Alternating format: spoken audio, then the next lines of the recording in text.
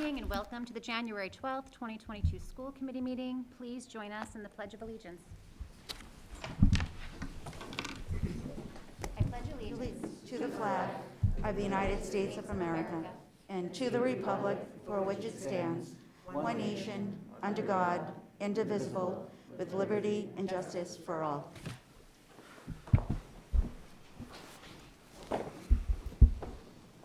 All right, thank you and welcome back. This is our first meeting of 2022. Our first item of business is a department update athletics by Ms. Muzio. Thank you, and thank you for allowing me to go a little bit early. We do have a hockey game tonight. So I just wanted to run through the fall and give everyone a review.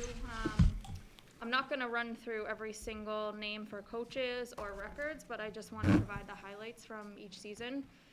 So in the document that you received, I did go through and put together our sports and levels offered as well as our participation numbers. And I'll just go through each sport and provide some highlights, and then I just have a few things at the end.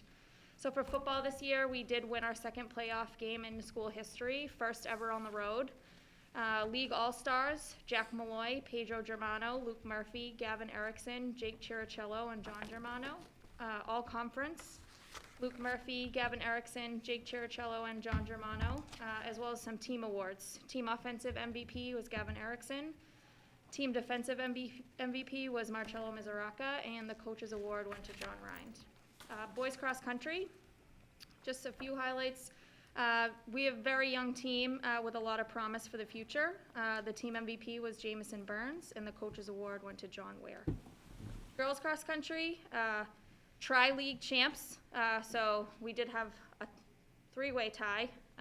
Fourth place in 2B states, qualified for all states, which was the first time ever. A new home course record by Shay Cushing. First place in the sophomore 5K at the coaches invite, Addison Hunt. League All-Stars were Hannah Bryson, Shay Cushing, and Addison Hunt. Conference All-Star, Addison Hunt. Team MVP were Shay Cushing and Addison Hunt, and the Coaches Award went to Olivia Erler.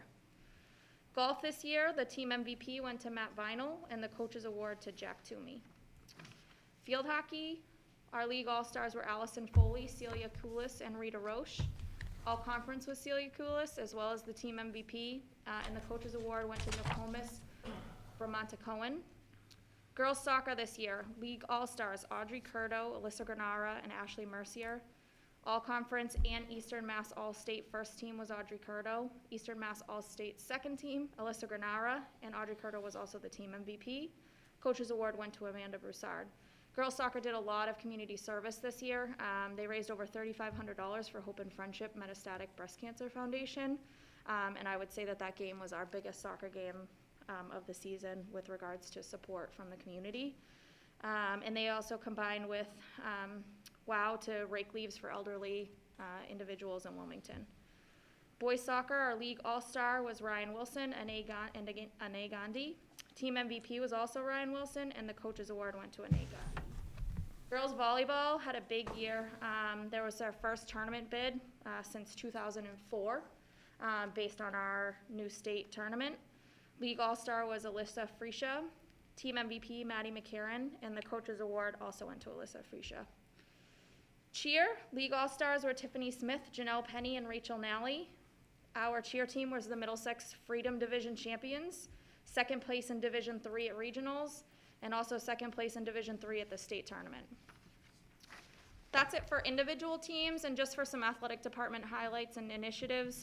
We started doing Student Athlete of the Month this year. So our September Student Athletes of the Month were Shay Cushing and John Rind. October was Ane Gandhi and Alyssa Rago.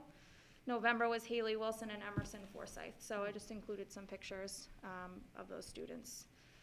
Also, a link to our NLI signing. So what I've been doing is keeping track in a document that everyone can see, all of our student athletes who have decided to go on to the next level. Currently, we have 7 students so far, so you should definitely take a look. I'm just going to run through their names. Gavin Erickson, Celia Koulis, Caitlin McGuire, Amanda Broussard, Angelina Zykoskaya, Olivia Erler, and Shay Cushing. We also decided to participate in the MIAA Student Ambassadors this year. So Audrey Curdo, Joseph Coleman, and Anae Gandhi will be our ambassadors. And their first meeting that we are able to participate is this January. We also were able to have a homecoming dance this year.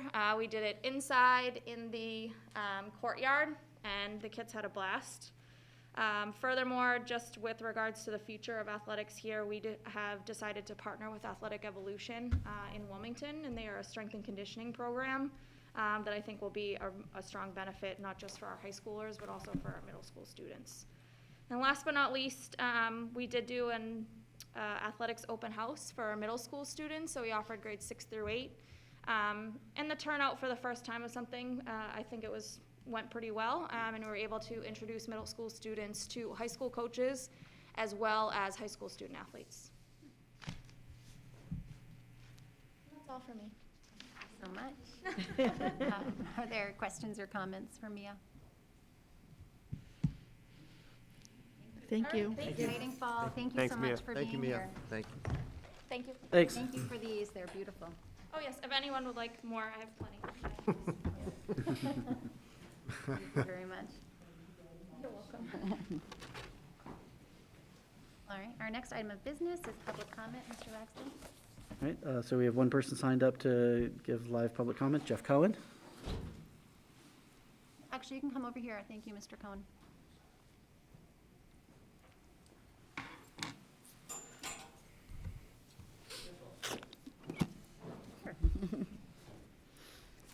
Good evening. Jeff Cohen, 18 Cobalt Street in Wilmington.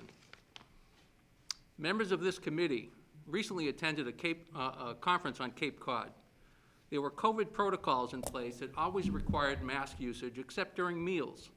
However, most attendees ignored the mask requirement, including members in this room. If COVID were really such a public health crisis, why was the mask mandate largely ignored? It's because our committee members know that it's not about a public health crisis, it's about control. If you think that healthy individuals wearing masks are likely to infect others, then you are the problem. This committee is inflicting irreparable psychological and physical harm to students in Wilmington by forcing them to wear masks unnecessarily. Did you even read the Brown University report, which compiled data from 1.6 million participants in New York, Florida, and Massachusetts? This report collected data in Massachusetts from the Department of Elementary and Secondary Education, and it indicated that none of the mitigation strategies of increasing ventilation, social distancing, or mask usage had any impact on the spread of COVID, an airborne virus, and I included some links. The former director of the FDA certainly agrees when he recently publicly announced that, quote, at this stage of the pandemic, cloth masks don't provide much protection against COVID, end quote. When did this committee stop caring about the welfare of students in lieu of their own agenda? What could possibly be your motivation for ignoring the science and permanently harming students? It's incomprehensible that some students have never gone to school without a mask.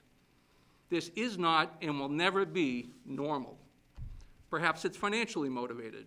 Regardless of your reason, it's time to start placing the mental and physical well-being of students ahead of your hidden agenda. I would be remiss if I didn't remind parents that teacher training in our schools revolves around the core tenets of critical race theory, CRT. School initiatives of so-called diversity, equity, inclusion have been substituted for the toxic words critical race theory. The nation's largest teachers union, the NEA, has committed their president, Becky Pringle, to speak out in support of CRT. They publicly stated that they will, quote, commit President Becky Pringle to make public statements across all lines of media that support racial honesty in education, including but not limited to critical race theory. There is an upcoming school committee election this spring with 3 positions up for grabs. I hope that there will be a boatload of competition from members of this committee so that we can select patriotic and reasonable new members who will begin a transition back to the only thing that matters: educating students in the areas of math, science, English, and social studies. Parents are fed up with the politicization of our education system and the mental and physical harm being inflicted on students. Thank you. Thank you. Is there anyone else who would like to give a public comment? Please, go ahead.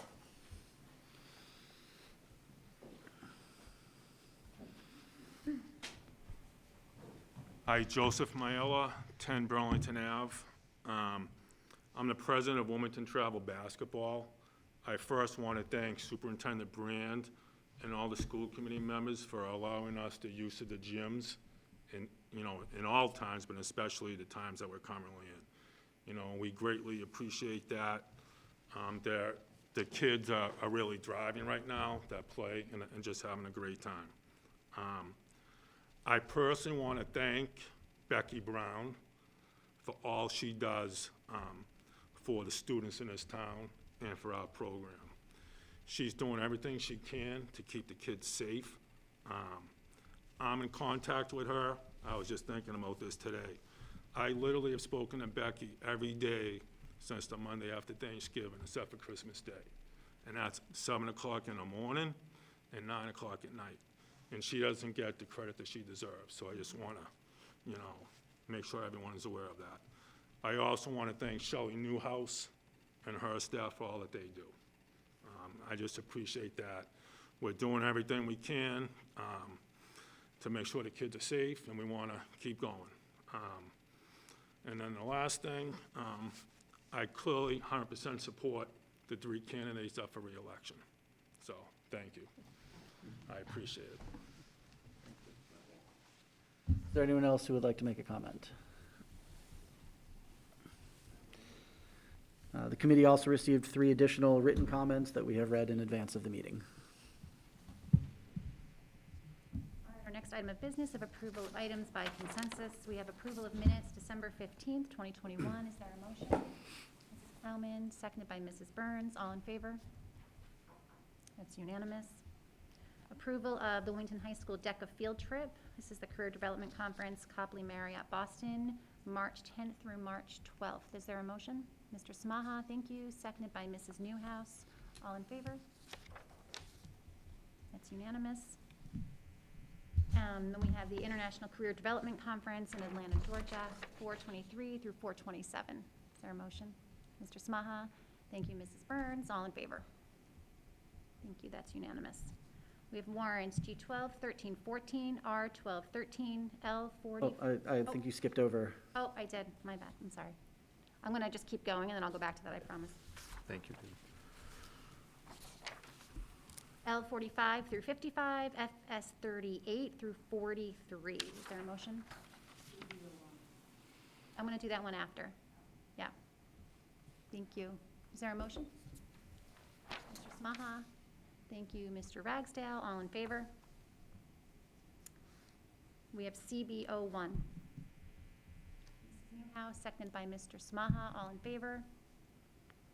And that's 1 abstention.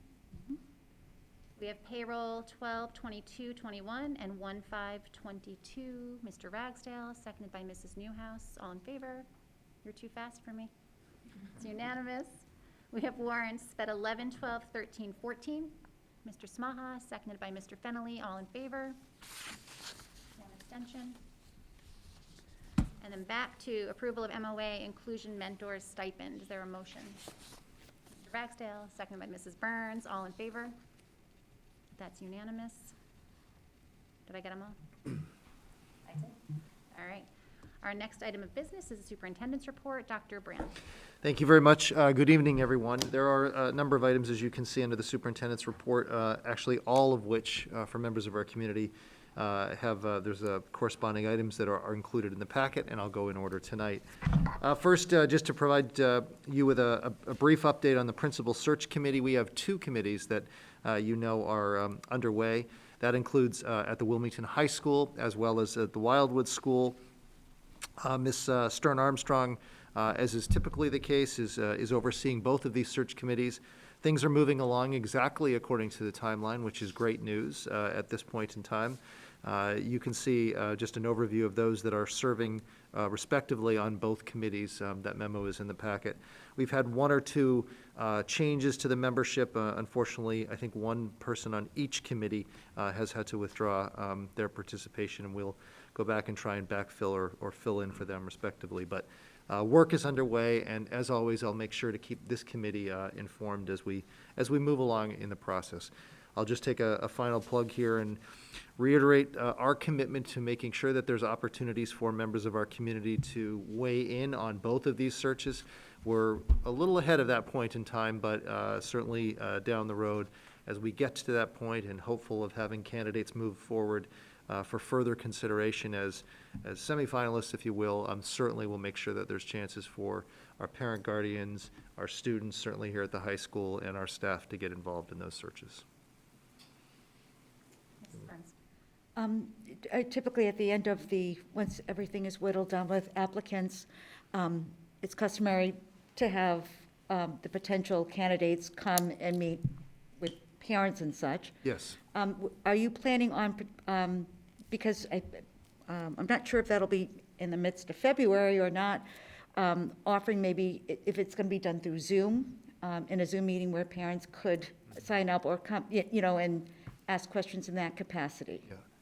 I suspect, we haven't made a final decision, but I suspect that we will. Okay. And I would say not just because of, the current circumstances as it relates perhaps to COVID, but I do think this is one of those examples where actually through virtual engagement, we found better engagement in some things, and I do think that this might be one of those. So I suspect we'll consider that. Very good, thank you. Yes, yeah. Does the memo currently, is this an accurate list of the membership, Dr. Brand, or did the people who had to withdraw, are they listed here? I think that they are. When we produced that, there's been in the last couple of days, one or two Okay. changes. So there's one, I think it's one person for each committee has been changed out. So I can certainly get you an update of that for your next meeting.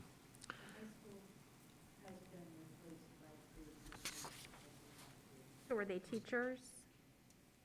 I believe both were parent guardians that had to withdraw. So we're trying to fill in for those. Yep. Okay, if nothing further, moving on. Item B, I suspect as part of the subcommittee a little bit later, we'll allow those members of the committee to report out on that. But just to draw your attention to information that is included in the packet. As you know, the building committee for the Wildwood project is together and active, if you will, in the sense of meeting.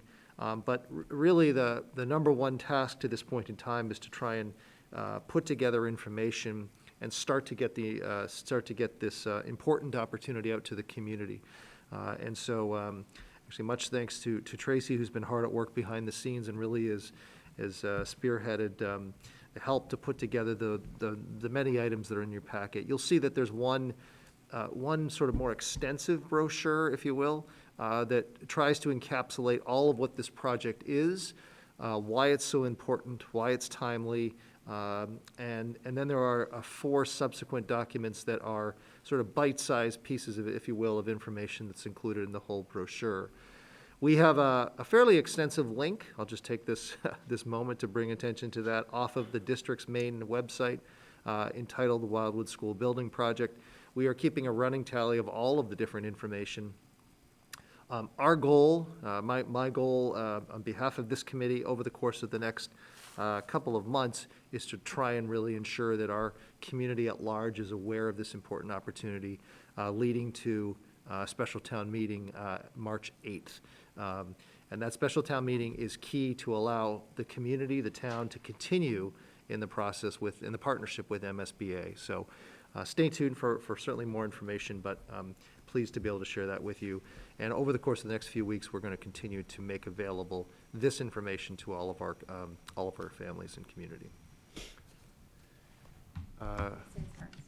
Just a quick question. I know that this information will be pushed out to parents and families. What about other stakeholders in the community?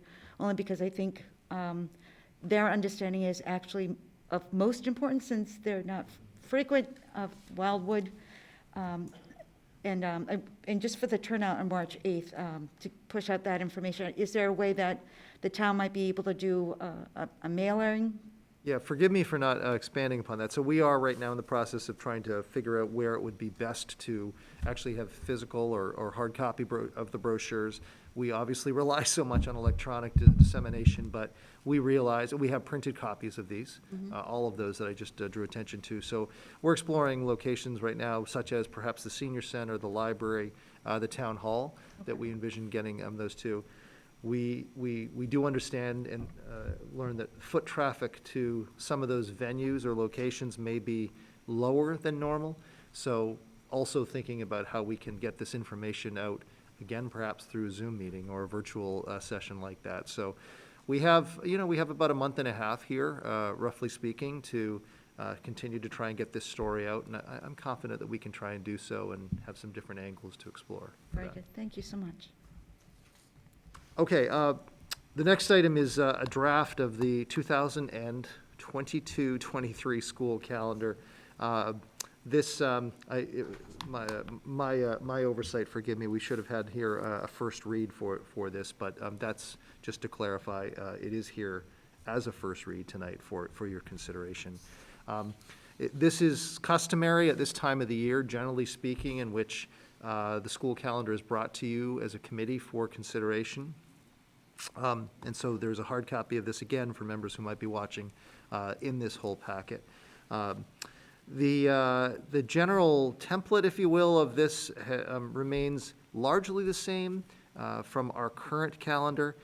As you all know quite well, there's really few things that we can sort of move around. There are a couple of things. The holidays are such and they're locked in. We have some contractual obligations that pertain to certain aspects, not a lot, but certain aspects of the calendar. What you will see is a proposal to stay consistent with 2 professional days at the very beginning of the school year. That's what we had in place this year, as you know. That worked from our vantage point quite well to allow our staff across the school system to get ready and prepared for the launch of the school year. So you can see those 2 days are being proposed again for next year. The Friday off before Labor Day is customary. It's an actual contractual item, and so that's why that's there. I'll draw your attention to the early release days, obviously something that is somewhat frequently a point of discussion. We've maintained the same total number of early release days, or CIT days. I know we refer to those interchangeably. You will see that the total number is the same. We've tried to be thoughtful in spreading them out, tried to avoid holidays and such. They're reflected here, and similarly with the early release days for conferences, following the general template or approach that we've taken in the past. As always, we build this calendar at 185 days. The 5 days allowance for snow days or inclement weather days, school closure. Again, 180 school days for students is what this resembles. Ms. Elliott, did I forget anything that you'd want to call out? I don't mean to. No, I think you covered it. Okay. So happy to take any comments, thoughts, or feedback. Again, this is for a first read, and it would be my recommendation, taking whatever you might have here to bring this back at a subsequent meeting, perhaps next week or after, for a second read and approval.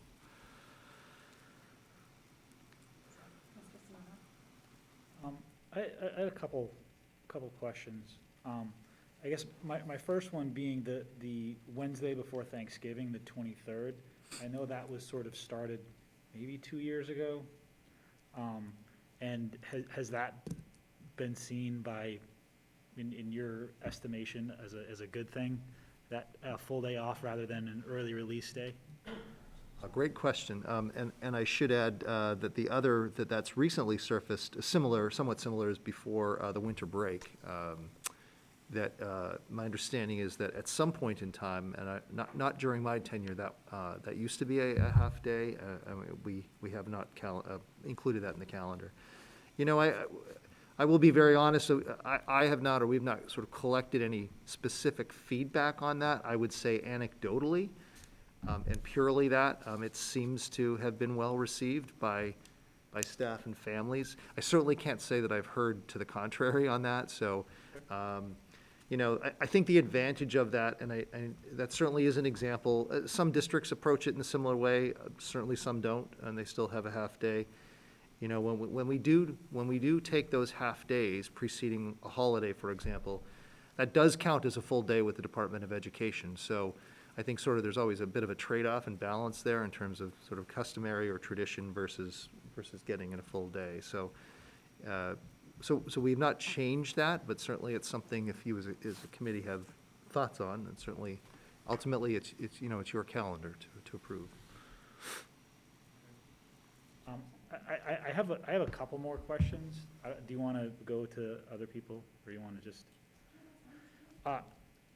Good Friday on the 7th of April is not listed as a holiday on this calendar. Is that just an oversight? Because that's typically. It is on there. There's two versions. Well, it's stated April 7th. I'm looking at the updated one that was just There are two uploaded. calendars uploaded to our drive. Yeah, there was One a, of them definitely has it listed as a holiday. on the 10th. See Has it, the January, So April 2023 on the drive has the Friday the 7th, which is Good Friday for the Right. 23rd. are you looking at the one that was uploaded on January 10th? There's to our- two versions in There's two our versions folder. there. Okay, so we should look at the So, text. so one of them has that being a holiday. Yes. It So does. That's the. The most idea, recent one. That's going to be a holiday. Okay. All right. My last sort of question pertains to the early release CIT professional development days. And I feel like I bring this up, you know, every year because I know that anytime you have early release days, that has a huge impact on families who are trying to find childcare, especially if you have children at more than one school when those days don't fall on the same day. So for somebody who has a student, you know, has a child in pre-K, just pre-K, it's 7 days, or just K-5, it's 7 days, or just middle school, it's 7 days. But if you have 2 different levels, that turns to 9. And if you have 3 different levels, that turns to 11. And so one of the things, as I was looking at previous year's calendars, there was some overlapping of some of those days. So for example, in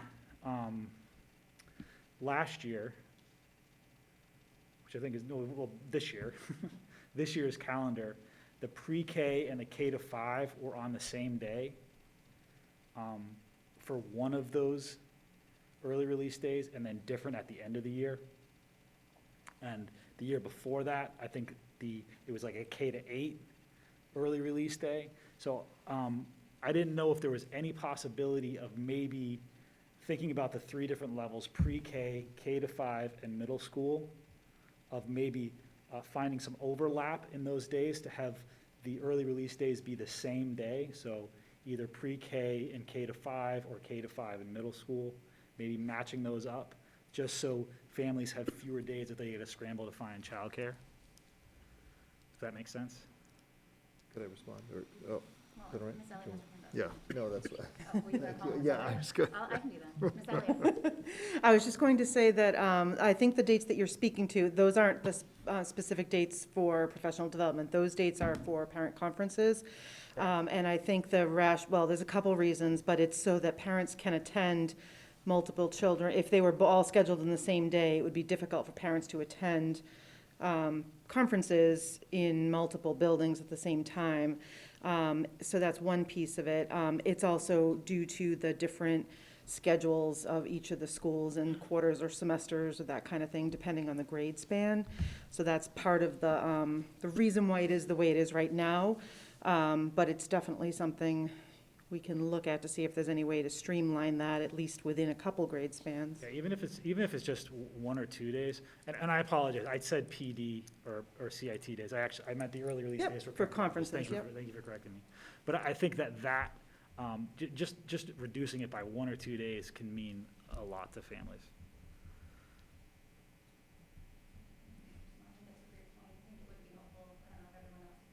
Go back and look at that. If parents are taking a day off to go to a conference, and then they can sort of stack them a little bit. I think that's probably also really helpful for working families, so. Mr. Ragsdale?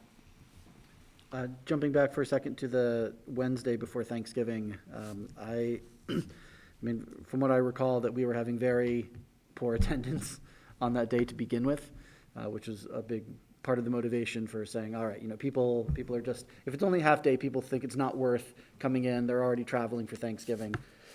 So I think it's good to avoid that. But I'm also glad that we're doing that because, the early release days, there's just a lot less value to an early release day. And so I think that even though that previously would have counted as a full day, a full school day for our calendar, I think that just saying, look, people are barely coming, and even if they do come, it's an early release day anyway. There's just, there's not nearly as much educational value in it to begin with.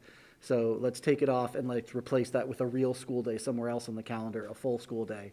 I think that that's a good bargain to make. This is a very general question, I'm not necessarily expecting details, but the first week, I know that we had been playing with that first week. I just wanted to inquire if you can recall, to the best of your ability, how that first week went with families, if there was any, and staff and building administrators, if there was any feedback that you can recall, generally speaking, because I know we're January now, but I was just curious if you had any. So a couple of things, and certainly welcome Ms. Elliott to jump in too, because she's obviously closely connected to some of the professional development work and such that unfolds. As I seem to recall, and that it is, on the one hand, there may be a thought to go to say, okay, we just bring students in for 2 days. How does that really flow? How does that get things? I know, again, anecdotally, what I have heard is that, in fact, from some educators, certainly maybe not all, but that 2 days, 2 full days is actually kind of enough to get things started. Students are not, it's an adjustment, let's face it, for everybody coming back after a summer break, but certainly our young people. 2 days and then a bit of a break gets them into some routines, goes through sort of that the opening day, opening of school exercises, and then hitting the ground running, so to speak, right after Labor Day. So that's from the student perspective, and again, I share that merely anecdotally. I commented earlier around the 2 back-to-back days for professional development. You'll note in this calendar that we don't have a professional day in November. It is an election day.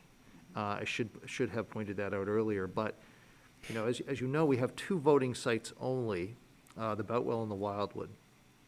And the thought of closing down the school system at large, just in observation of or to work around the voting, seems like something that, on the trade-off between having those 2 days back-to-back at the beginning of the year versus just one and then pausing in November, we thought about that and explored that. We really do like the 2 back-to-back days, and so we believe we can work around that with Boutwell and Wildwood differently. So, I mean, Ms. Elliott, would you add anything different from your perspective or what you've gathered for feedback? It's opening, the launch of the school year, there's a lot of pieces that need to all come together, and we just need the time to be able to do it. So, we try to incorporate all of, I feel the required trainings that educators have to go through annually just continues to increase every year. So it's really trying to create that time and opportunity to make sure everyone is on the same page, everyone has the training that they need, also trying to incorporate new professional development, not just mandated training, but into those 2 days to get us started for the year. So I think that it's not always shiny and flashy, but it's important and necessary, and also allows for educators to collaborate, talk, and plan, and really get ready to launch the year, so. Thank you. I'm just noticing that all of the early dismissal days fall on a Wednesday, with the exception if we extend beyond the 5 snow days. And I'm just wondering, was there a particular reason for that? I'm just thinking of families who maybe have per diem jobs. They're always having to take that day, or for, families you know, parents that might split it up, and I'll take, you know, January, you take February. I know, like, I think about my own schedule, it would impact my work if it was every Wednesday that I needed to figure out childcare. Does that make sense? Well, it's because we've actually had this discussion, and I think we actually made it on one day to make it more predictable, because with some of the feedback. So I hear that, but I'm also like, wait a minute, we did that, and people didn't like it, because they wanted to at least be able to predict, if I know it's going to be this. Otherwise, it felt very much like, wait, it was a Tuesday, then it was a Wednesday, then it was a Thursday. So I think we actually did this intentionally, but I Okay. understand your point. I mean, there's always 8,000 angles I to know, I know. look at it, but No, I for sure. didn't know that, so that's relevant too, but. And that was definitely the reason that we went with that. I mean, it's trade-offs either way. Sure. But the thought was that if it's consistent and people know it far enough in advance, then they have time to adjust their schedules as best they can, so that those days are covered because they know it far enough in advance.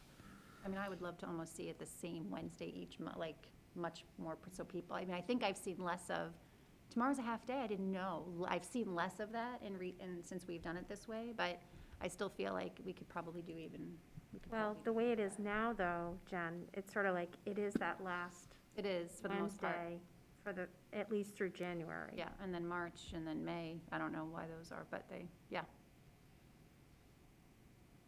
you. Mr. Rexdale, sorry. Not for this year, but I think it's just something for us to think about going forward. I think that it was a big step forward to add that extra day at the front of the schedule that we did last year that we're carrying on with this year, so that, you know, we have at least two instead of just the one day before everyone starts. I think that we should consider if we can add even more to that. And there's obviously a lot of things tied up in that. If we, you know, extend the teacher day, that's contractual, that's money, there's a lot of stuff involved in that. But I think that even more time at the start of the school year to properly prepare, to review IEPs, to set up classrooms, there's so much to do to get ready for the school year that I think we're moving in a good direction. It might be something to consider continuing in the same direction, although at a certain point, I think if we add another day, then maybe it becomes silly to start school before Labor Day. You know, if we add one more day, now we're talking about one day of school. Right.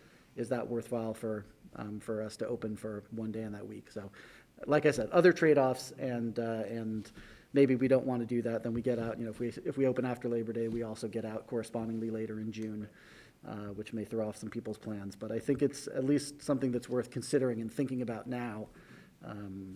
As a potential future direction. Thank you. I have a quick question about, and this is exactly sort of what David was saying, he likes about the November before Thanksgiving. What was the feedback on the 23rd not being a half day before the holiday? Was it fine? Did people were okay with that being a full day? I have to be honest, this was to my recollection, the first year where I had somebody actually ask, wait, what happened with, don't we have the last day before the break as a half day? And I don't exactly know the full history of that. I just know that that's not something that, that I brought forward to you as a committee for any changes during my time. I don't know, Paul, if you recall. Not that I can Or remember. anyone else, but, so, only a couple of inquiries, to be very honest, around, wait, when did that happen, or why? I'm not really sure, though, more than that, so. And then my last question or request, we have the October 10th, 2022 state holiday. Many schools and universities, like most universities, have changed it to either just say state holiday or Indigenous Peoples' Day. I wondered if we might give that some consideration before our second read. Repeat that? What was the date? October 10th, Yep, Columbus Day. okay, yep. The term we're trying to move to would be either just state holiday, which is what Boston does, or Indigenous Peoples' Day, which is what most of the universities are doing. I would take that up as a separate agenda item, as opposed to including it in the school calendar. Because, because the calendar will read as the holiday irregardless, but I think that might, I'd be interested in researching that, because I know a lot of other districts are ahead of that, and I I'd like to do more research on that. I would think it would, you know, I didn't want to tie it up in this calendar or delay the first read or, you know, proving the calendar. I would think that would, No, that sounds good, thank you. All right, If I just may clarify, if it's all right with the committee, given the timing of our meetings with next week being so quick, I'd like to propose that we bring this back to you at the meeting in February, if that's all right. I know it's a little bit of a delay, but, that's fine. okay, all right. Okay, thank you for your feedback. Thank you. Yeah, thank you for that. FY '22 budget updates, you have information in your packet on that. Paul, would you like to speak to that? Sure. As of the beginning of January, total appropriation for FY '22 was, or is $44,815,088. We've expended and encumbered $43,567,578, leaving us with a balance at the beginning of January of $1,247,510. We're not quite halfway through the school year, although we are 6 months, but we're not halfway through the school year, so we'll still be spending quite a bit of funds, but given where we are now, I'm very confident we'll end the year in the black.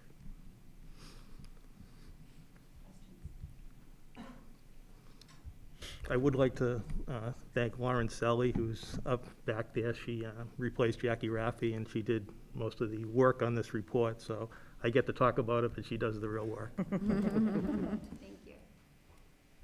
Jay? Yeah, on the motions for this, just so I can clarify and make sure that I understand this. That $1,200,000 figure, is that what's gonna get reallocated to the salary adjustment?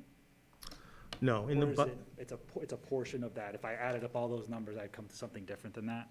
Is it no. correct? No? No, in the budget, there's a salary adjustment line, and that's the line that we move around some funds, so I'm not sure what that dollar value will be, but it'll have no impact on that $1 million balance. It's just reallocating a line that's in the budget. Okay. Some budget amounts from that line to other lines. Okay, all right, thank you.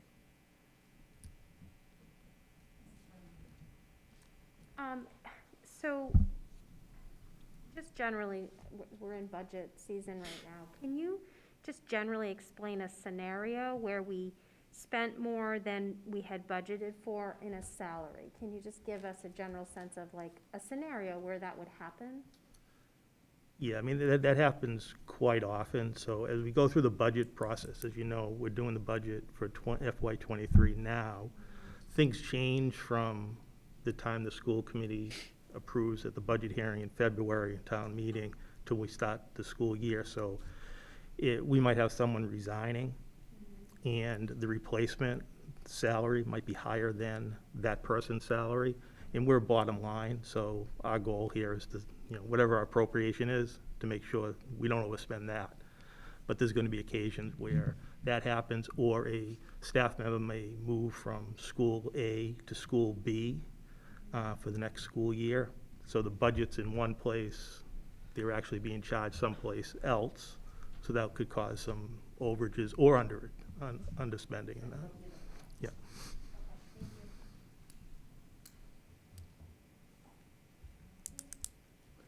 And lastly, item E under. I'm you sorry, wanna vote? excuse me, Oh, there's sorry. two motions. We have the motions.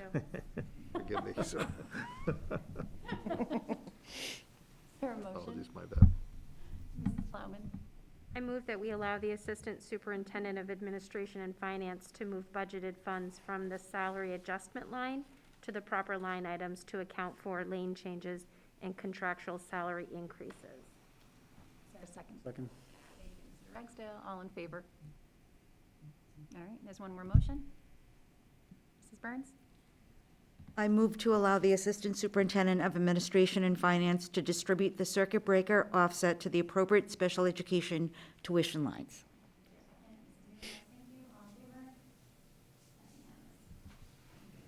Thank you. Thank you. Now you can go. Thank you.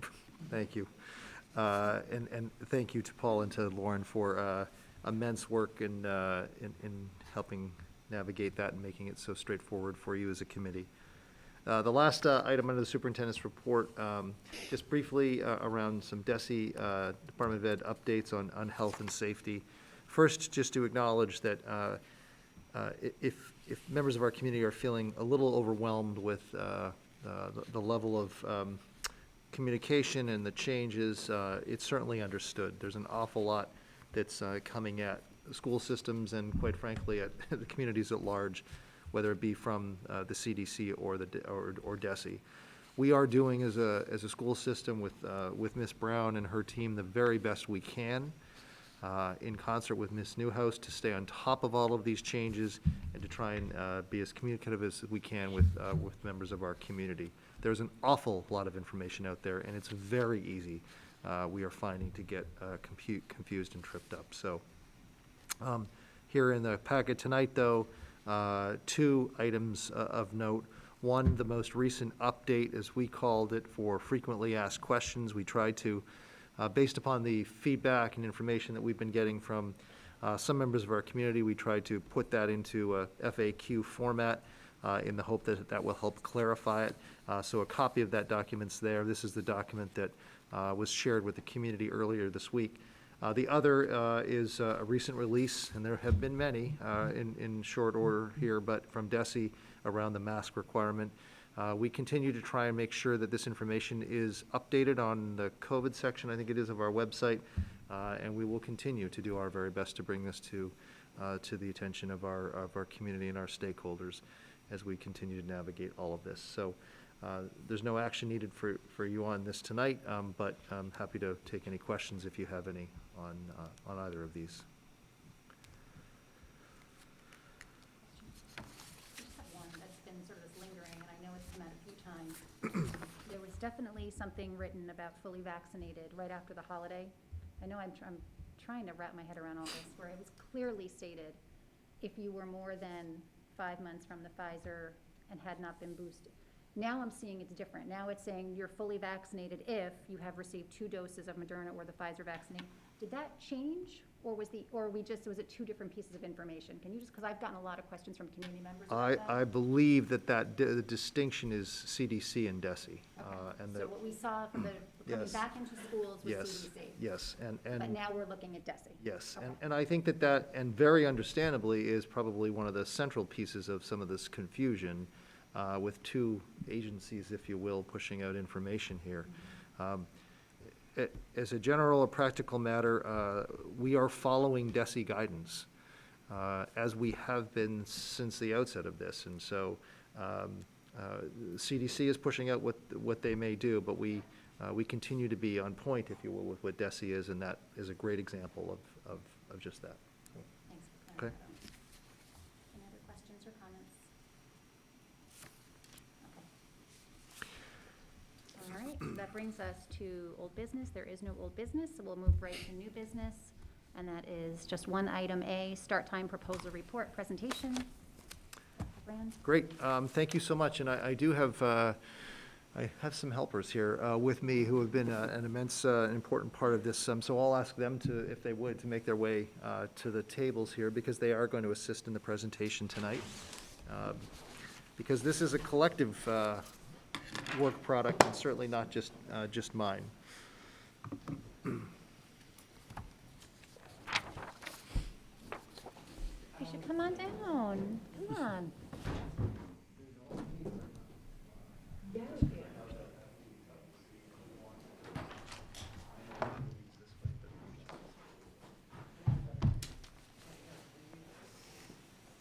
They didn't bother to set up the TV.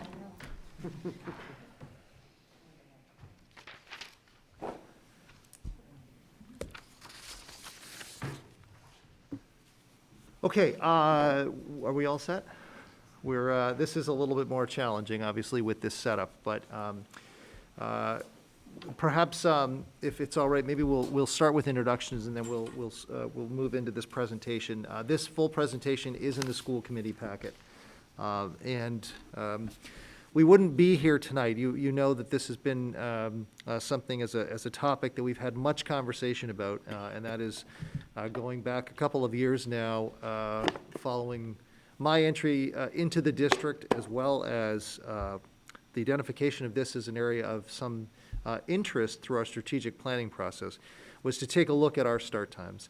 And the only reason that we are here tonight is because of the efforts of these folks who are here at the front, along with others that they worked with, believe it or not, but prior to PC, prior to COVID, and what that led to. But I'm so pleased and thankful for their work, and to be able to be at a place to bring it to you tonight. So maybe, Jonathan, we'll go around for introductions, because all of them are going to take a part in the presentation. So Jonathan, if you would. I'm Jonathan Martin. I'm one of the assistant principals at the high school. I was CEO of the portion of our Good evening, I'm Laura Stinson, physical education teacher at Woburn Street School and District K-12 Heating Health, and I too was working with Miranda on the outreach portion of the project. I'm Bonnie Grassi. I'm a special education teacher at the middle school, and I worked on the research subcommittee. My name's Lisa Paratra. I'm the transportation coordinator here in Wilmington, and we worked in the scenario development. Kevin Welch, I'm the assistant principal at Shawshene Elementary. I work with Lisa on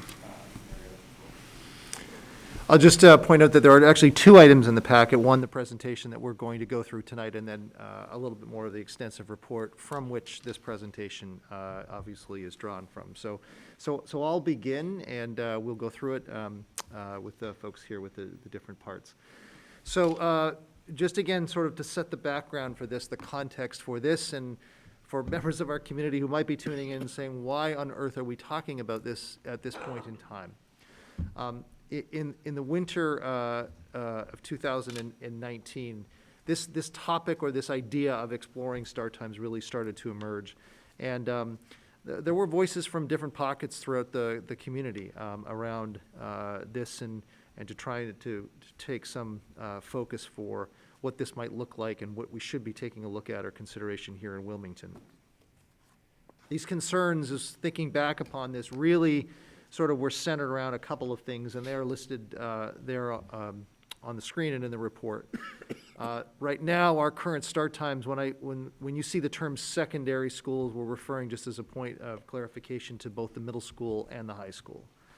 The current start times at the secondary schools here in Wilmington, they are early. And as you'll see as we go through the presentation, they really do not align with what research speaks to in terms of an ideal start time for the young adolescent student. The other reality from a practical standpoint is we, as you know, have a wide variety of start and end times in Wilmington. No pun intended, but driven specifically by the number of schools we have and how that intersects with or commingles with our busing. And so we really have, for some members of the committee, I know you know this, but for some in the community who may not, we have 2 hours, right, from the start, from when the first school ends to when the last school ends. Sorry, and then maybe not the final point, but certainly a third point, and we'll speak about this in a couple of minutes, that as a school district, we obviously closely align ourselves with the Middlesex League. And we were a partner in the effort, in collaboration with the Middlesex League some time ago, to make some changes to our start time. And you'll see in a moment how we have arguably fallen out of step or sync, if you will, with those districts. So as I think I mentioned before, and as the committee knows, it is unfortunate that the pandemic really brought this good work that had been started to a halt. And that's not to say that the efforts of the folks here who are at the front and those who they were working with to coordinate came to a halt per se, because it actually didn't. And going back in time, if I recall correctly, we had virtual meetings right out of the gate with the different subcommittees we had who were still plowing ahead on this work. But what became clear when we got to the end of that school year, that seems so far in the distant rearview mirror right now, was, and I remember the meeting well, where we talked about the fact that we really felt like we were at a place to move this to where it is tonight. Some work had to be done, but we were right at that point. However, there was a realization that to try and engage the community as a whole in a really important topic at that time period of which we were, whatever that was at that, 3 months into the pandemic, just didn't seem to be realistic. To try and capture the attention of the community or staff and so on around this topic and ask people to weigh in and provide their feedback just didn't seem to be reasonable. So we collectively, the consensus was we had to sort of bring it to a close. And there it sat, and that body of work we went into last year, and we all know, obviously, that last year did not permit the opportunity to get back to it. But we're here tonight, and we're here tonight knowing that still this is a challenging time, but the commitment that these folks have and that I have to try and push this project forward and to see where the community might stand in regards to this. We know that what we're talking about here is something that has the potential to impact students and their health and well-being, and so it's to that end that we're pushing ahead, even though collectively we recognize that still this is a challenging time. There are, to give credit where credit's due, we're obviously fortunate to have the folks here before you tonight, but these people also worked very closely with this other group of folks who were a part of the Start Time Committee. And I want to acknowledge them and certainly thank them for their contributions. So with that, I'll continue to advance the slides, but now we're going to shift focus and move into highlights, purely highlights of the research. So the research committee dug into research. Obviously, there have been other schools and districts that are also doing this work, and it's very clear that there's strong evidence and research that indicates adolescents have, and amongst the myriad of changes that goes on in their lives, their sleeping patterns truly do change, and there is a reason why it's difficult to wake up your teenager in the morning, because they are, part of those changes include a change in their sleeping patterns where it's actually physically more difficult for them to fall asleep earlier at night. So their bodies tend to want to fall asleep later in the evening, which makes it then even more a compounding problem if they have to go to school earlier. There was research and evidence that education and health education for students to teach them habits of not looking at blue lights and screens and having kind of individual responsibility to get yourself to bed can help. But even if the students are still realizing they don't have to get up as early, so they stay up later, they still tend to get more of a sustained sleep. So in addition to not being able to fall asleep early, their brains need a longer amount of time to basically repair itself. Basically, sleep is the restorative time for your brain when memories can be consolidated. And usually the brain needs at least 7 hours of sleep. So even if they go to bed later, if they're getting that extra hour of sleep in the morning, it can help with cognition as well as health benefits. And so obviously much of this early start times has to do with logistics, and that's why we have to have a discussion of the pros and cons and how this fits into our community. Do you want me to advance You go to the forward, next Bonnie? one? Yep. Sure, yep. And just obviously besides our committee digging into the research, experts in the field have all made strong position statements that starting later, 8 o'clock or later for adolescents in middle school and high school, has health benefits and academic benefits. So that includes the American Academy of Pediatrics, the American Academy of Sleep Medicine, have had identified that students should have at least 8 to 10 hours of sleep. And those position statements we'll have links to, so people in the community can actually see what the experts are saying. Next. So again, there's extensive data about what students need for sleep. There are also, in addition to the memory and cognitive functions, the health problems can include increased anxiety and depression from lack of sleep, and risk-taking, which, again, adolescents can be known to test boundaries and be willing to take those risks. So in actuality, extra sleep can lead to more safety for students. And again, so even if the students aren't going to bed right at 11 o'clock, that extra time will allow a longer sleep duration, which helps them in the long run. So there's many different factors that we have to consider when we're thinking about changing start times. Just flipping the age groups could be very difficult. So if you have younger students going to school earlier, that can put pressures on families as well. Obviously, there's financial considerations that have to be taken into account, and also how this works with the athletics teams. As Dr. Brandt said, many of the Middlesex schools have already made these changes, so we'd actually be in line as far as athletics goes.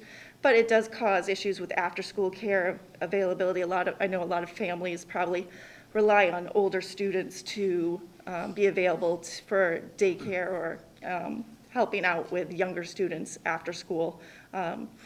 So while the research is very clear that adolescents benefit from additional sleep and the start times are, later start times are beneficial, it's obviously a complicated discussion that the entire community needs to weigh the pros and cons.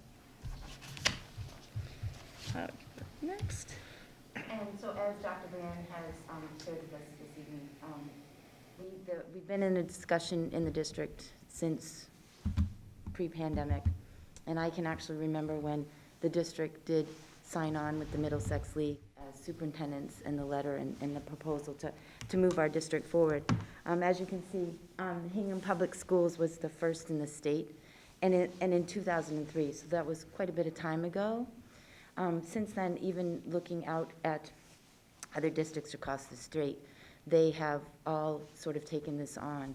And as we just shared just a minute ago, the Middlesex League, on the next slide, Dr. Brand, you can actually see that there are only 3 districts, Wakefield, Wilmington, and Woburn, that have currently not yet had, or not taken the next step to move our start times to a later date, or later time in the school morning. And I do think that if, as a community, we look to the mental and physical well-being of our students, this is a real positive action that we can take for them, both in their academics and in their physical health. So, thank you.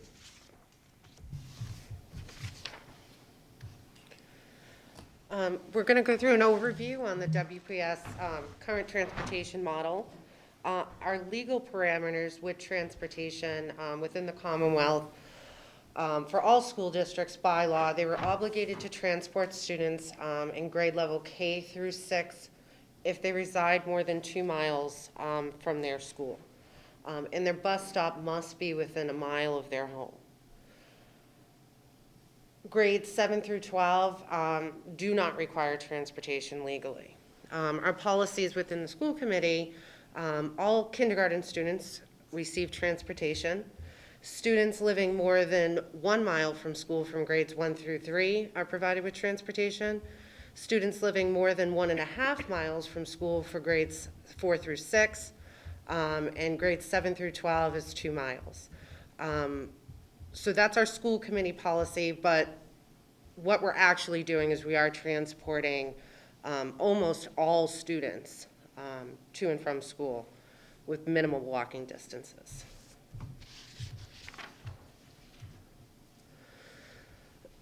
So the group of committee members working on the scenario and option development worked to identify a number of possible options built around certain criteria that could better align start times for adolescent students. This criteria around these scenarios were developed including the following. We would not have any students at a bus stop prior to 7 a.m. I believe right now the earliest a student is picked up, we have a bus running that pick up at 6:40, and all the remaining buses are 6:45 and after. The target start time for high school students would range between 7:50 and 8:30 a.m. And any scenario would require keeping the school day the same number of hours as they currently are. In total, the working group developed a total of 11 different scenarios. For each scenario, there were advantages and drawbacks that were further identified. These scenarios presented here are believed to be manageable with only one requiring additional buses, and scenarios that extended the school day for any of our schools were eliminated, as that would become a more significant contractual issue and would warrant a change in the contract and compensation of relevant employees. So the first scenario here, this essentially keeps the order of the schools the same, and we're just going to bump the start time up by 20 minutes. So in the first column, you have our current times and the current length of day. And with the adjusted order, we keep the middle school, followed by high school, Boutwell, Wilmington North, Wildwood, and then the Shawshene West. So everything's just pushed up 20 minutes. This will have the least impact on the community. No student will be picked up prior to 7 a.m. We will not need any additional buses. Ridership will have no impact. So if our ridership on the vehicles grows or the town continues to grow, that's really not going to have an impact on what we're currently doing. Drawbacks. What will the impact be on professional development days? So, I mean, things are kind of as is. It's going to be status quo as it is now, but we are looking, can we improve this? No potential discount on athletic buses. So currently we have a little bit of an athletic situation where we struggle to get buses for our 2:30 pickups because all the drivers are out driving the routes consistently. When we move the high school to the last one out, more drivers become available, therefore reducing the cost for athletic charters, which is not the case here. And this particular scenario has no impact on the CARES program. Scenario 2, this would be the intermediate schools sharing the same start and end time, followed by the middle school, high school, kindergartens sharing the same start and end times. And then we have our elementary, grades 1 through 3, sharing same out times. So with this scenario as well, no student will be picked up before 7 a.m., what makes the scenario so plausible is we're keeping our vehicles on each side of town throughout the day. So we have half the fleet taking care of the west side and half the fleet taking care of the north side. And it goes right into the middle school and high school. So they're not zigzagging across town. With this particular scenario, we again need no additional buses and with the ridership program in effect, and no school starts prior to 7:30, so students will not be picked up before 7 a.m. This also, we will not be able to receive a discount on athletic buses because the majority of the fleet will be utilized on either side of town with those elementaries. Professional development days may be challenging if the Shawshene and Woburn meet with the west and the north. We have a question, does this pose challenge for parents with elementary so spread out? And we also have those high school students, I mean, north and west, a lot of those, not necessarily as many childcare issues. Elementary routes may be longer with fewer buses that may need to cover the same area. So we might be extending those elementary routes a little bit longer than they are now. I want to say the average time for an elementary ride is 15 minutes from the time the students are picked up at school to the time they get home. It's approximately 15 minutes. We may have to extend that probably closer to 20 with fewer vehicles to cover the entire area. In this particular scenario, no morning cares would be offered at the intermediate schools due to timing and staffing issues. There will be afternoon staffing challenges for the CARES program at the intermediate schools and early childhood centers because the high school is out later, and they're the ones who typically staff the CARES program in the afternoon. Scenario 3, Shawsheen and Woburn Street share the same out time, followed by the west and the north, middle school, then our early childhood centers, followed by the high school. In this particular scenario, no additional buses would be needed. Vehicles, again, will remain on their side of town throughout the day, making it more efficient. May have a positive impact on professional development days, and there is a potential discount on athletic buses. Some of the drawbacks of this particular scenario, a ridership program will greatly improve efficiency, which we're currently using right now, and it seems to be working. Elementary routes may be longer with fewer buses that may need to cover the same area. We have no morning cares offered for the Shawsheen and Woburn or west and north due to timing and staffing. And there will be afternoon staffing challenges for the CARES program with the high school out later than the elementary.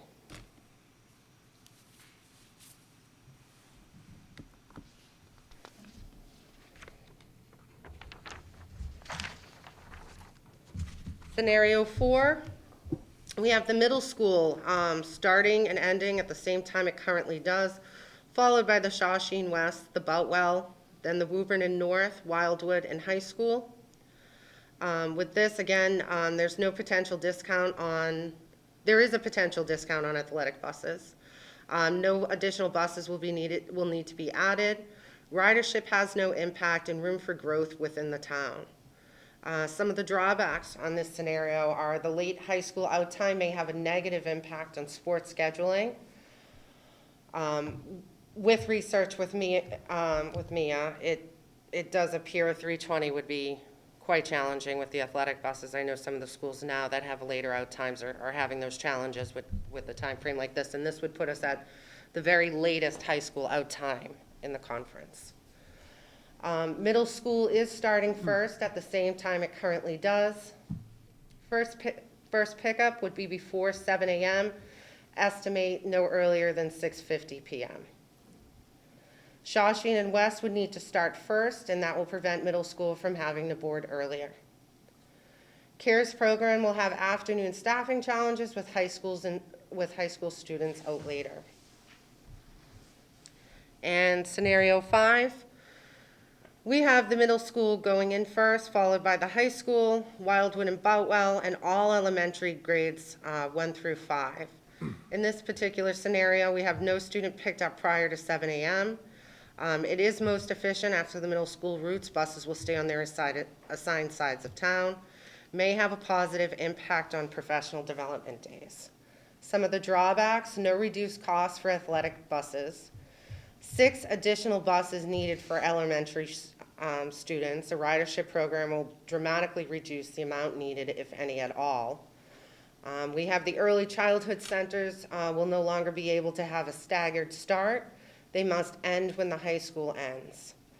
No room for growth at the elementary level. Any substantial growth in the town would require additional vehicles. Routes may be slightly longer for early childhood centers and elementary schools, but run more efficiently. Some students will get home faster. This has no impact on the CARES program. And can the early childhood center's day be altered?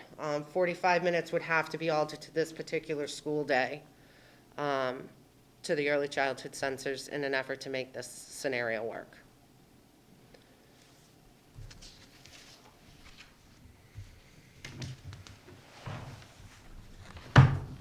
So, to finish up, right now, we're looking at making the community aware of what the research says, of what the benefits and drawbacks could be of each scenario, and to engage the community in conversations so everybody really has an idea of what's going on and how it affects every aspect of our lives. It does. You know, from the crossing guards all the way to CARES. It affects everything. So the real goal here is to bring it out and have the discussion start again. The timeline would be pretty simple. By the end of this month, beginning of next month, we hope to have surveys out and create community forums to have some one, to have families and staff, students, everybody read and participate in the discussion, to have a forum where people can talk and answer questions.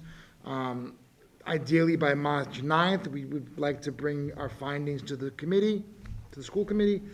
23rd would allow the school committee to start discussing this and share specific feedback.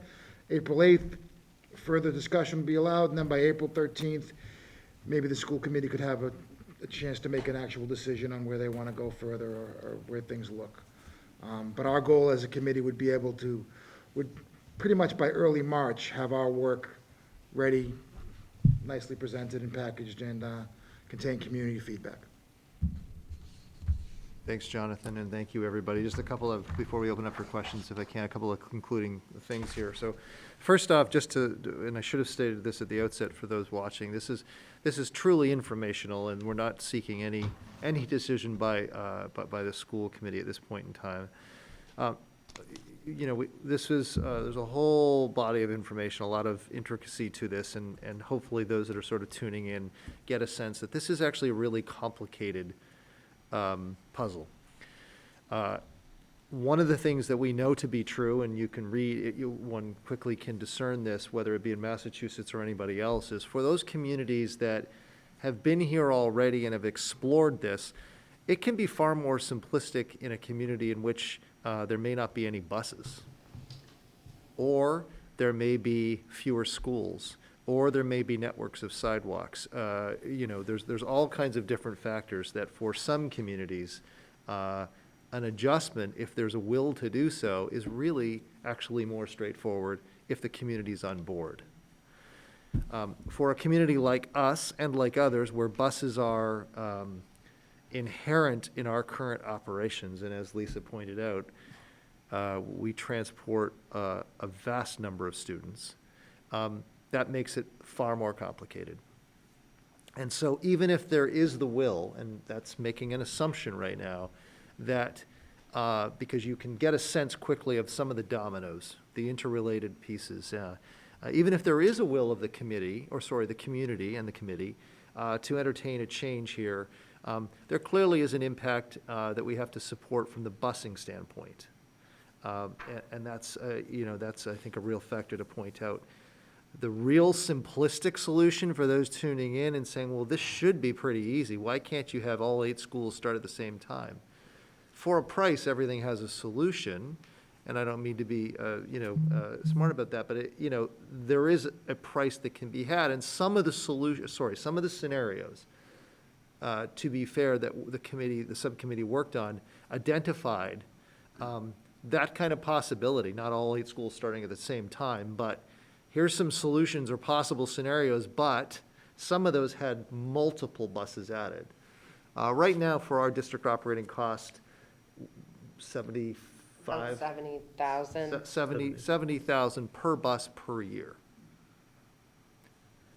That quickly adds, you know, you think about that in terms of people, the equivalent, right? We are, and again, as a community right now, we are supporting the transportation costs entirely from our operating budget. Also a different factor depending on the community, if there's user fees and there's offsetting costs and such.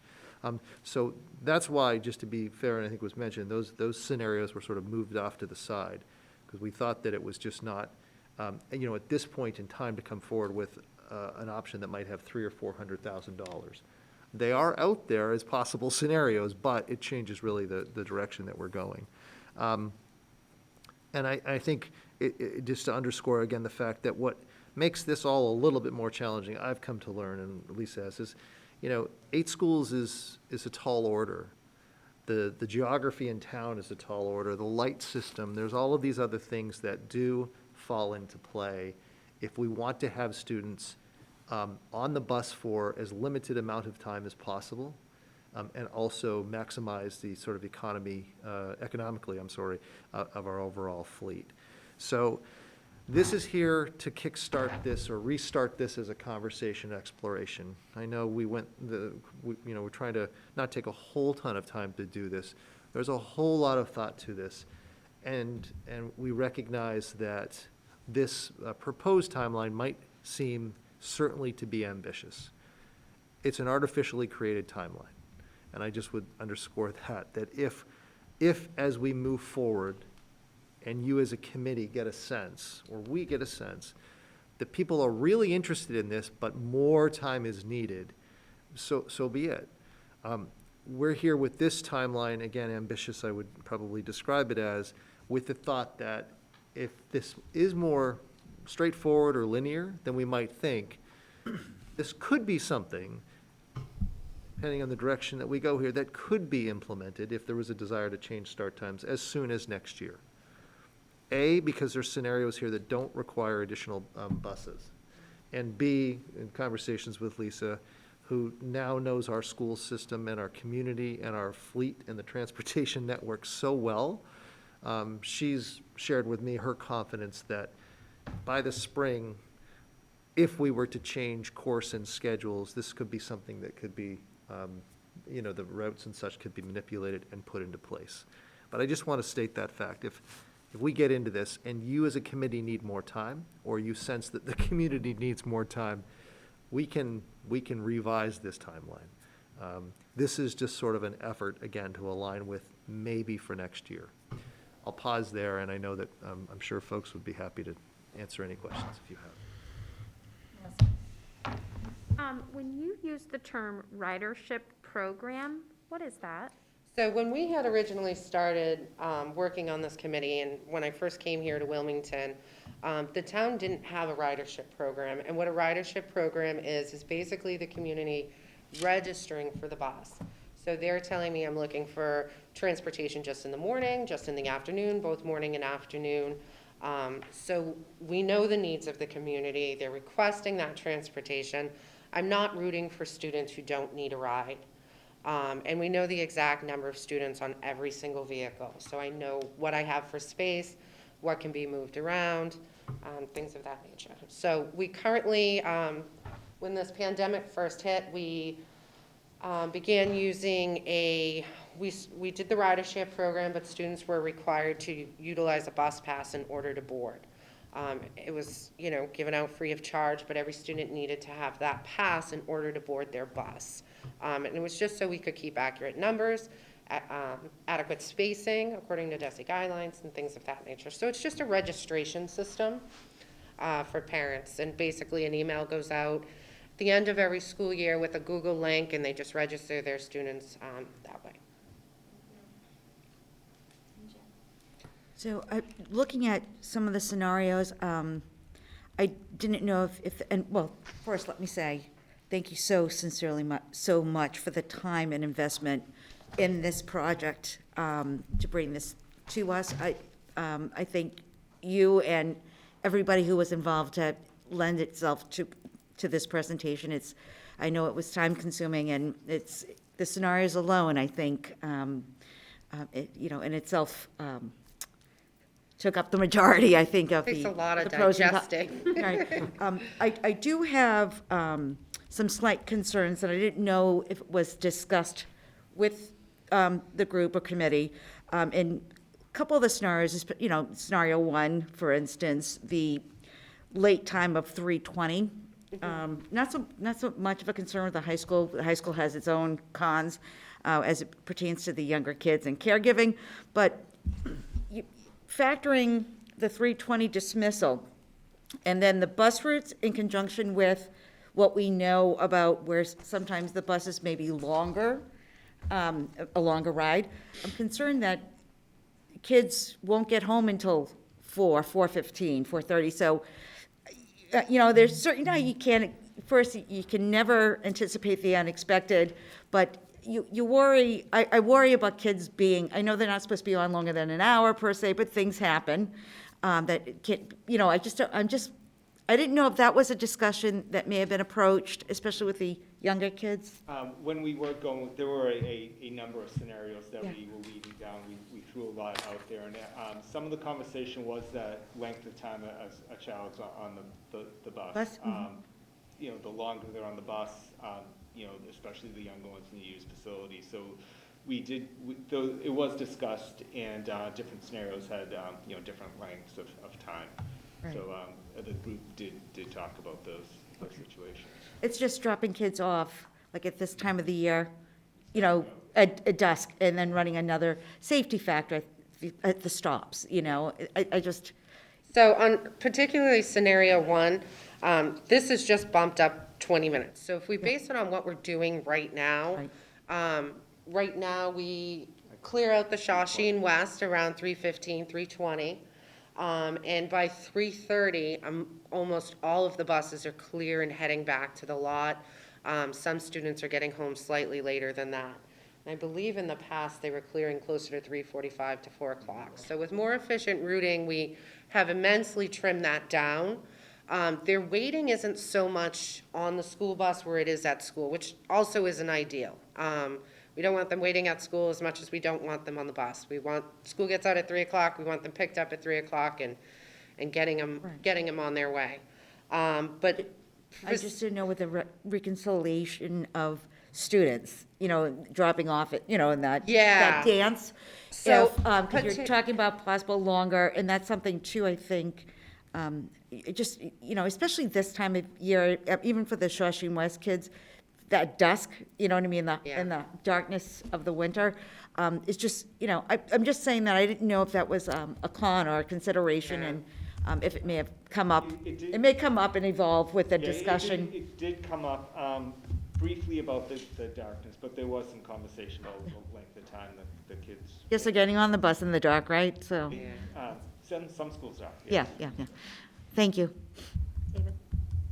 I was wondering if Ms. Stinson and Mr. Miranda can speak on the community outreach part to how we plan to reach out to staff, because this is obviously going to be a massive change and have effects for staff as far as their own, you know, travel and childcare arrangements and getting their own kids off to school. In fact, I'm sure Mr. Welch could speak to that as well, having gone from our earliest starting school to our latest starting school. Change your schedule by, you know, an hour and a half, 2 hours, several hours. So I wonder if you can speak a little bit about what the thoughts are. Primarily going to be addressed through a survey. It's pretty extensive and talks about, you know, where your kids your own age, what affects you, how your day changes. And then we would imagine would have a faculty forum as well as a community forum. So.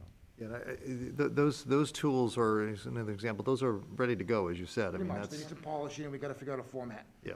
But other than that, yeah, we're ready to go. I would change some dates. But yeah.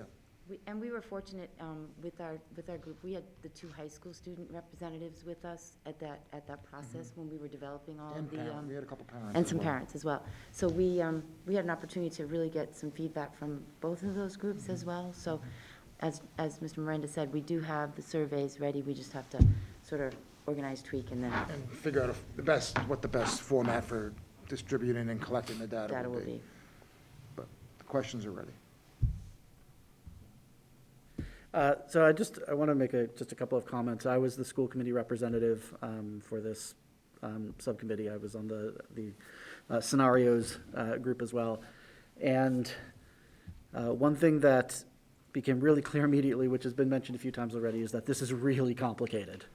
That everything affects everything else. It's like each school affects another school, and then it affects a different aspect of before school and after school and athletics, and, you know, how soon do you get out, how soon do you get in, and it's really hard to kind of keep track of it all. So as people start to look at some of these scenarios and think about what these changes might mean, I really just recommend give yourself some time for it to sort of settle in and wash over you. It's like you can't, when we first looked at the 11 scenarios that were developed before starting to narrow them down. I mean, it's kind of overwhelming. There's so many possibilities as you look at them, and it really just takes a little time, even just to compare them against each other and really get a sense for, but wait, what does this one do and that one doesn't do, and wait, how is this different from that, and what are the pros and cons? So I advise people to really just let yourself have some time to kind of sit with these possibilities and think about what they'll mean. A second piece that I want to mention is that I think part of the instinct is you'll look at these scenarios, because this was true when I looked at the original 11, just said like, oh, I don't like that one. Oh, I don't like that. I don't like that. It's like you can't like any of them because there's no magic scenario. There's no magic way to do it that has no downsides and has no drawbacks. It's just different trade-offs. And, I think it's important to focus on that the whole reason we've been doing this is because we think that the trade-off we're making right now, because the schedules we have right now are, equally a trade-off with the other choices that we could make, and we think that they're a worse trade-off than other choices that we could make, which is why we're doing this whole project in the first place. And so that it's easy to look at these new scenarios and just say like, oh God, well, that's gonna be a pain, or this will be hard, or I'll have to change that. And of course, we're used to what we have now. So any change is going to take some adjustment, and will be a negative in that regard. But we, just doing with what we're doing now doesn't come without trade-offs and without cost. It's just that we're used to them and we're already paying them. And so I think that, as we consider, which of these directions we want to go in, you need to take some time and recognize that no one is going to find one that just suddenly, rings every bell and that, we think is, fantastic and without flaws and without trade-offs. Melissa? I would love to see data on the CARES enrollment to sort of understand impact on families who participate in CARES for some of those scenarios where CARES would not be a possibility, and also data on the percent of CARES staffing after school that are actually high school students. Like what do those numbers actually look like? We can certainly go to that, yep. Mhm. I have a question actually about CARES as well, but a little different. What time does CARES begin now at the places where it's going to affect the Did we north say and west? 6:45? 6:45. 6:45, Yeah. okay. And and I'd love to just know, does drop-off typically happen at 6:45, or most parents dropping off at 7:30? Like, just to have a sense of what kind of effect is this going to have on families that do drop off right away? Because at first I was like, oh, well, maybe that's when everyone gets dropped off, but that's not the case, right? So there is going to be that rolling trade-off. drop-off. Yep. Okay, that's helpful, thank you. And my second question is about ridership, and I'm so happy that we have that program now, because it is, I'm sure, in so many ways, makes things a whole lot more clear. Yes. Are you finding that it actually is accurate, like what people register for? Are those children actually riding the bus? Yes, it is fairly accurate. I would say 95%. We do have students that stop using the bus and won't notify us. And we find more of that, but the students who aren't registered, typically, they're not on the bus. Very rarely do we find an unregistered student riding a vehicle, because the drivers are very well aware of the ridership program as well. Yep. And they are on board with it. And they like having a set number of kids, and I think in previous years, on a half day, we may find some buses that are extremely overfilled. And we don't have that anymore. It's, students are assigned a bus, that's the bus they're on, and the drivers are on board with the program. If we do use bus passes again, we'll find it even cut down even more, because those passes make things a little bit stricter. I guess my question really is about, are people signing up for the bus as a matter of convenience sometimes, and then not, so are we finding, and you're not necessarily this year, I haven't, but in years past, sometimes buses would go by and they would be relatively empty, and I'd be like, why is that bus so empty? And of course, I don't know when I'm seeing it, I don't know what part of the route, I can only know if I'm at that school, Yeah. right? But we're just trying, are we utilizing the buses, are people signing up and then not using that? And so do you have a sense of I that? have a sense those that are registered are using it. We find ridership goes down a little bit in the morning, get a couple extra minutes.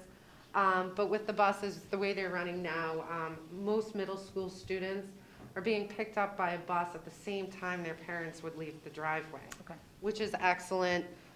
It allows them more time. But I would say, if anything, the ridership kind of drops in the mornings.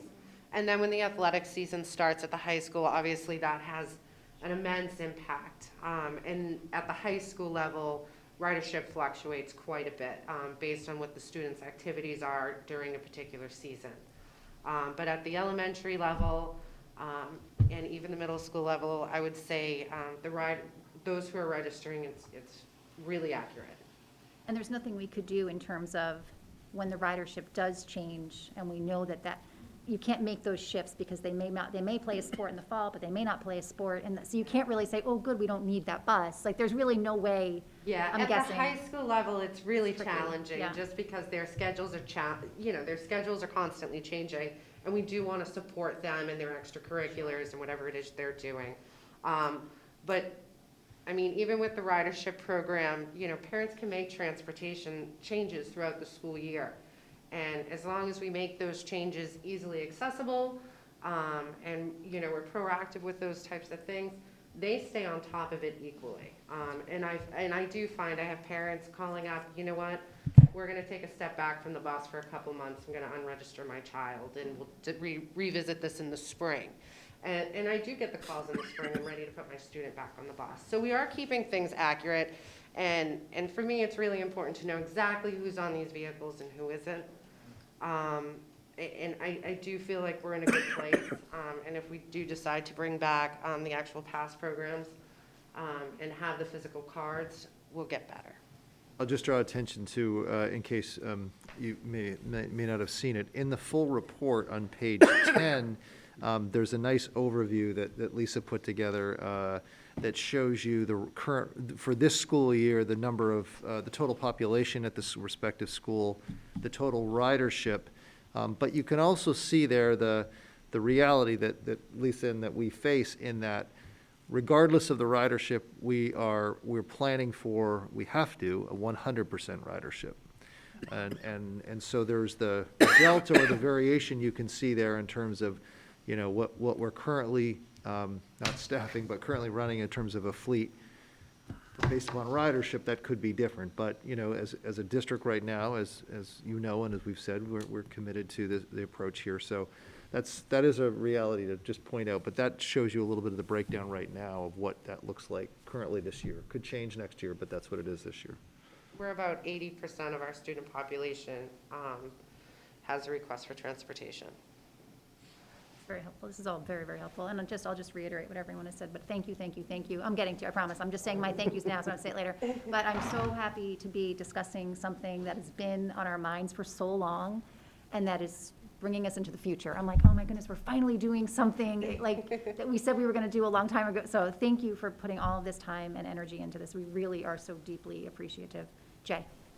You stole a little bit of Oh, what sorry. a little bit of what I was going to say, but again, thank you to everybody that's up here and everybody else who worked so hard to make this reality. This has been something that's been on my mind for a long time, especially when my kids started middle school and they had to be waiting for the bus at 6:40 in the morning because they were like the first pickup where we live. I mean, that to me is just insane. Talk about being in the dark. It's in the dark most of the year that early. So my hope is that we as a committee can really stand behind this, and that the community stands behind this as well. This is incredibly important for all of our kids here. And I want to also highlight the importance of, and I know people have talked about it too, but CARES. I know when my kids were younger, I depended on CARES. It was incredibly important to me. So that's going to be, one thing at least that I'm going to push, is that there's no significant changes to CARES with whatever happens. So again, thank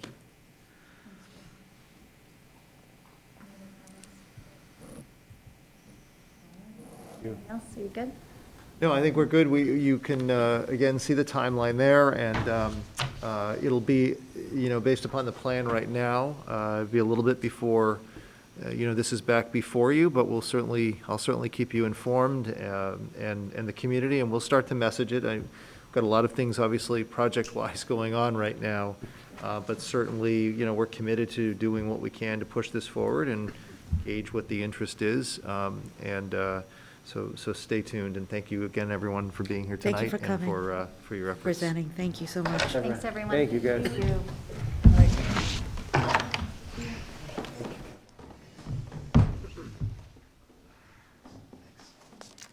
All right, our next item of business, subcommittee reports. Anybody? David? So the Wildwood Building Committee met yesterday at the Wildwood School. Before the meeting, there was an opportunity for parents and community members to come and tour the school. if they wanted to actually see the condition of the building. We mostly discussed some of the brochure, so we talked a little bit about the brochure and how we do community outreach and where places that we're going to try and make sure we get it and people that we're going to reach out to. And talked about the next step, which is the special town meeting. So, and this is very important because this is, among other things, just, if nothing else, required by the MSBA. So we are currently in the eligibility period, and that period will expire on March 28th if we do not, take this step and appropriate the money for a feasibility study. And so we have the March 8th special town meeting planned at Shriners Auditorium, and we'll be asking the residents who come out that day to approve funding for a feasibility study, which is where we hire a project manager, an owner's project manager, the OPM, and an architect. And that's where we really start digging into the potential feasible options for what we're going to do, whether we simply, replace Wildwood as is, more likely, try some expansion of grades. We look at the options for consolidation, locations. This is kind of where we really start getting into what might we actually do. That's the next step in this process, and so we're trying to bring that back to all of our home boards, hence my talking more about it tonight, even though we looked at the brochure a little bit earlier.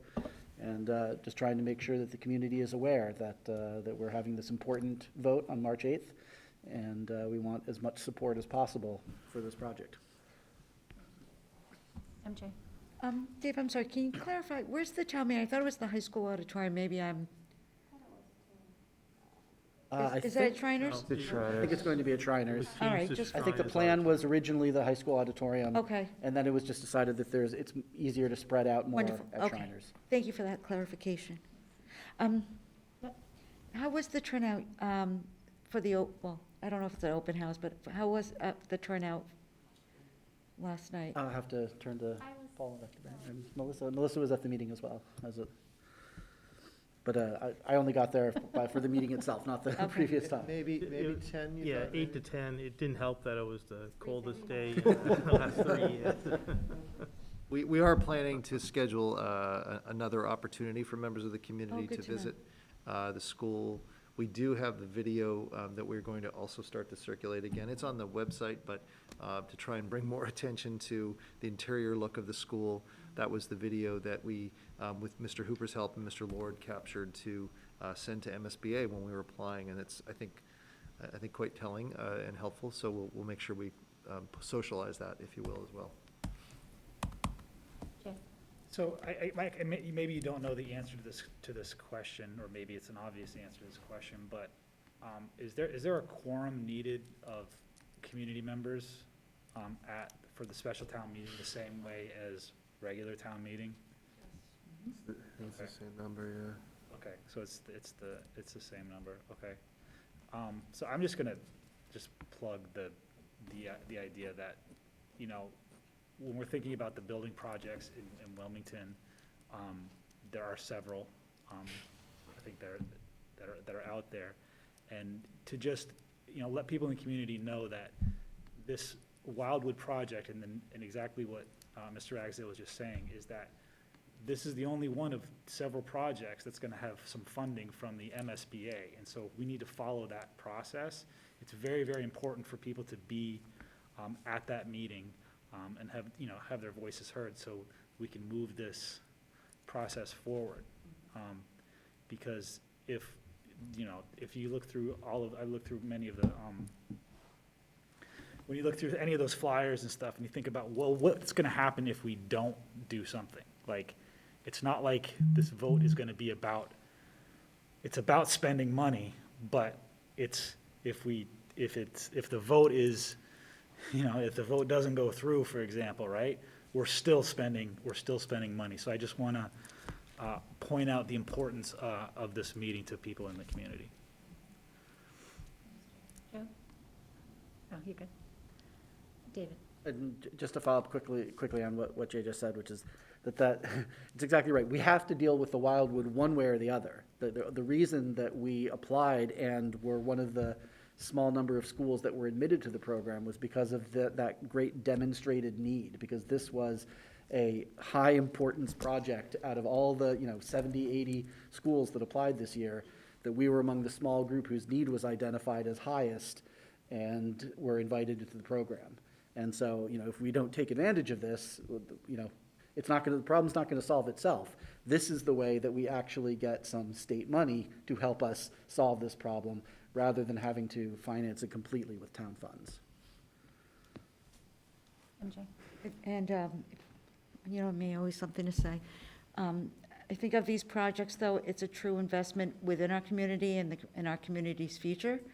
I think this is, schools just happen to be one project that stakeholders actually benefit from in a variety of different ways, like no other typical building, through, as I said, property values and things of that sort. So it truly is, and I think I'd be devastated if this didn't go through, which I want to be positive, and I think there should be no reason why it shouldn't.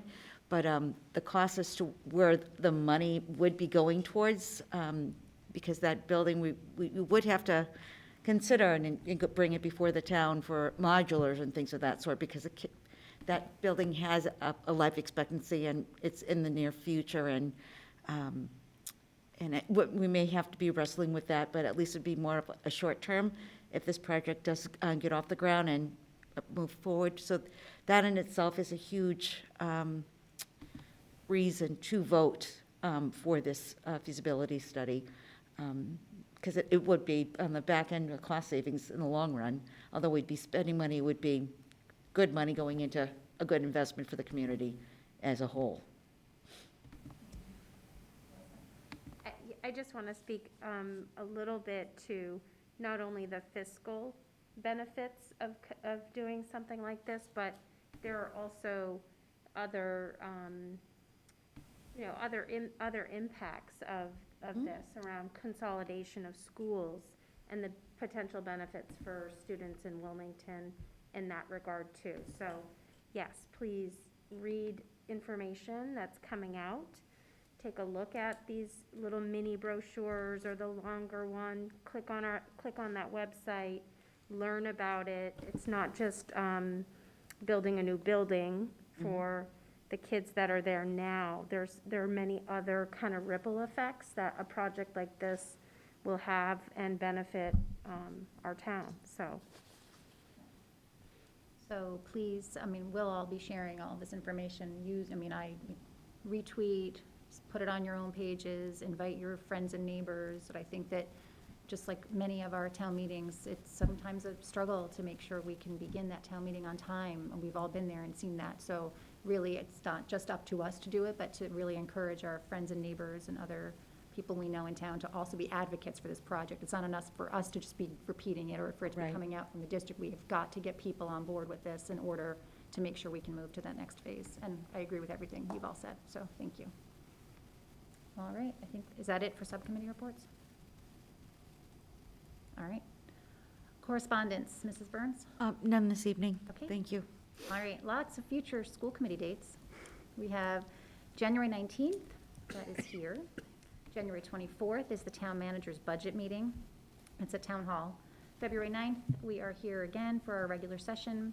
We have a tentative date, February 16th, so we're still holding that. Yes, thank you Yes. for raising that. We may be able to take off the February 9th, but we can talk further about Okay. that. Okay. And then March 8th, 2022, March 8th, 2022. Tuesday, March 8th. Tuesday night, March 8th, 2022, is the special town meeting, the Wildwood MSBA vote at 7 PM at the Shriners. And it can be a very exciting event, so bring your friends, bring your neighbors. Do not come alone. Yeah. Don't come to the high school auditorium. And do like not it- come to like the it high says school here. auditorium, as it says here. I just said, when is our budget hearing? That's the 19th. That is, That's our next, 24th. the 20th.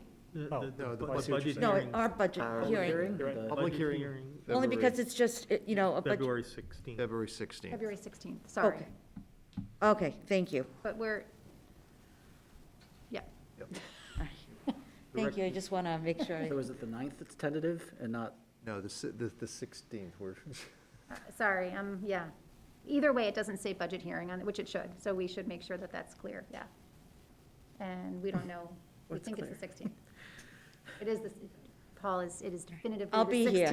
Thanks, Paul. The 16th is no longer tentative. 3 months But we away. may not need the 9th. Okay, All right, very good. so that was very clear, I'm glad that we're all on the same page. Clear as mud. Is there anything else? Motion to adjourn? Mr. Fennelly, seconded by Mr. Smaha, all in favor? That's unanimous. Thank you, everyone, good night. Very much. Good night, everyone.